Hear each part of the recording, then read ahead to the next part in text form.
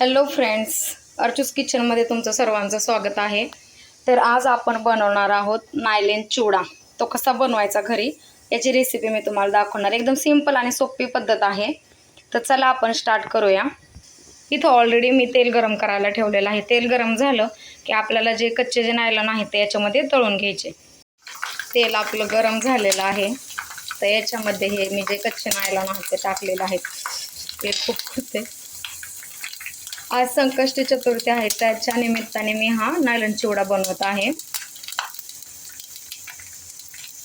तुम्ही पाहू शकता हा मस्त असा तळला जात आहे।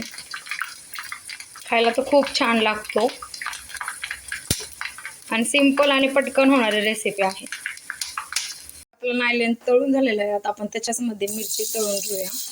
मिरची आणि शेंगदाणे दोन्ही आपल्याला तळून घ्यायचे।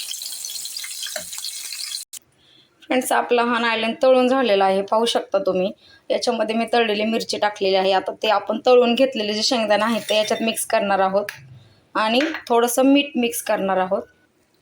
मीठ पण मिक्स करून घेऊया आणि आता याला आता छान मस्त हलवून मिक्स करून घेऊन मी तुम्हाला दाखवते। तर फ्रेंड्स, मस्त यम्मी असा आपला हा नायलॉन चिवडा तयार झालेला आहे। खूप सिंपल आणि सोपी पद्धत आहे आणि खूप पटकन पण होतं। तुम्हाला जर माझी रेसिपी आवडली असेल तर प्लीज माझ्या चॅनलला लाईक, शेअर आणि सबस्क्राईब करा।